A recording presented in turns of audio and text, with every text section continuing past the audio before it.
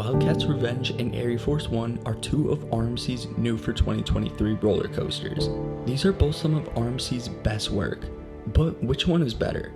I'll be comparing both rides with a series of categories to assess which roller coaster I prefer.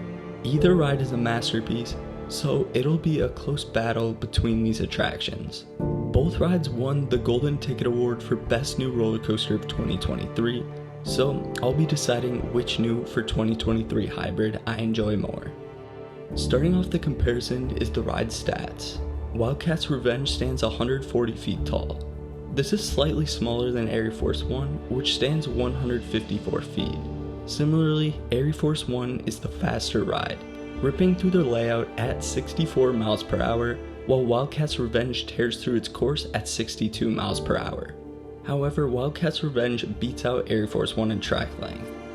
It's close, but Wildcat's Revenge is 3,510 feet long, and AireForce One is 3,400 feet long. AireForce One will barely edge out Wildcat's Revenge when it comes to ride stats. When it comes to the section of track before the lift, it's a no-brainer win for Wildcat's Revenge. Both are a great preview of the ride to come, but AireForce One just doesn't have as strong as a start as Wildcat's Revenge. This is an underrated aspect of the ride. The surrounding area of either ride is beautiful, however, both rides have one thing holding them back. Wildcat's Revenge has the parking lot to the left of the lift, which offers a stark contrast to the scenic view, and AireForce One suffers from a similar issue. While you are climbing up the lift, you are adjacent to the road. This stands out from the scenic trees you can see on your right. Both just offer excellent views while making the steep climbs. Either one has a noteworthy lift hill view set in great locations. But my vote is probably for AireForce One. Being situated close to the trees and woods supplies a really cool setting. Rushing next to the trees and even buildings makes you feel like you're flying through the layout that much more fast. For that reason, I think I slightly prefer the setting on AireForce One. First drops are very close. AireForce One has a first drop that's 146 feet at an 83-degree angle. Wildcat's Revenge has a 135-foot drop at 82 degrees. So both drops appear to be very comparable in terms of ride stats, and they feel relatively similar. I think my favorite first drop of the two is the one on Wildcat's Revenge, simply because of the shorter height with such a steep angle of descent, which allows for some great airtime. In the back row, you're yanked down. AireForce One's drop is phenomenal, however, in comparison to Wildcat's Revenge, it feels less powerful and slightly more drawn out due to the larger height. Either first drop is better than most on any roller coaster. I enjoy these RMC drops, and you can't go wrong with their unbanked straight drops. Back row is always the way to go on an RMC, and that's where you see these attractions begin to display their amazing power. When it comes to airtime, that's where these two rides shine. RMCs are notorious for some outstanding airtime, and either ride is no exception. In my opinion, these two rides are my favorites for that RMC airtime. AireForce One has that outer bank, which is one of my favorite airtime moments on any roller coaster. Not to mention a great double up with sustained ejector airtime. Then there's the quick burst of ejector airtime on that quad down.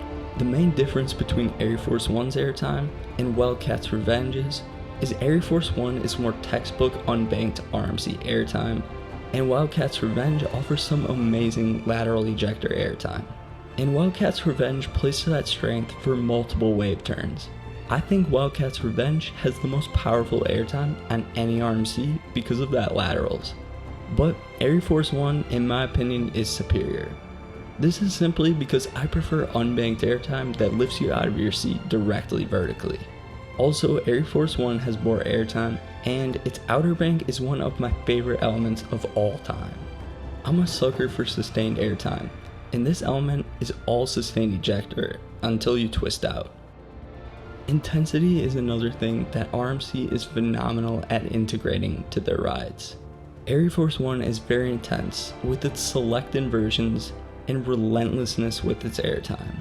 Wildcat's Revenge has by far the better pacing.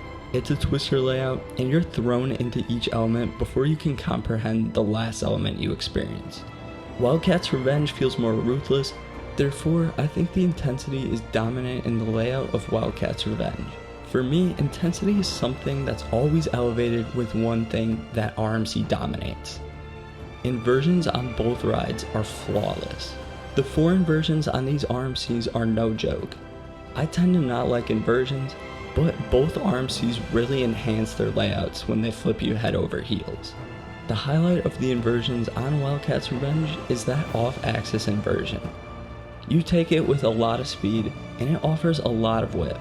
AireForce One has the arcade roll, which is comparable to the Mosasaurus roll on Velocicoaster.